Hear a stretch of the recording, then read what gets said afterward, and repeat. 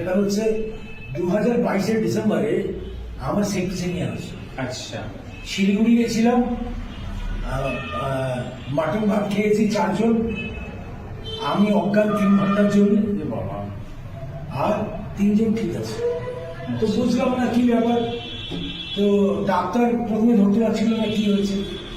এখানে ডাক্তার সুব্রত কুণ্ডু আছেন বর্ধমানে, উনি সব কিছু টেস্ট করে বলে সেপ্টিসেমিয়া। তো সেপ্টিসেমিয়াতে 1 লাখে একজন বাঁচে। ওটা কি হয়েছিল, আমার গোটা বডিটা পয়সা হয়ে গেছিল, আমার বাঁচার কোনো চান্স ছিল না।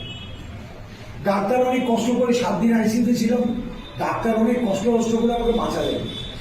বাঁচার পরে আমি যে রিকভারি করছি, ডাক্তার বলছি এটাও সম্ভব না। এত ফাস্ট রিকভারি আমরা কোথাও দেখিনি। আমি কি করতে, আমি যখন খেলতাম, খেলাধুলা ছাড়া আর কোনো কাজ ছিল না। তো বলে ওইটা ছিল বলে এই রিকভারিটা হচ্ছে। কিন্তু একটা সমস্যা আমার তৈরি হয়ে গেছিল সেই দিন থেকে, সেটা হচ্ছে কোষ্ঠকাঠি। আচ্ছা। পাথরের মতন পায়খানা হতো, আর পায়খানা করবার জন্য আমাদের রীতিমতো যুদ্ধ করতে হতো।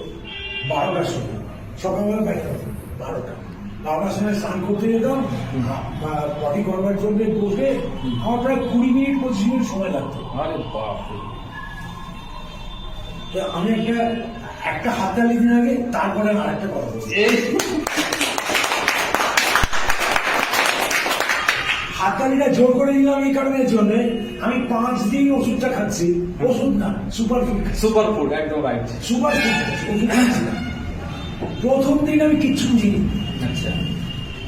দ্বিতীয় দিন থেকে সকাল 10টার সময় আমি একটু প্রেশার অনুভব করছি, পটি।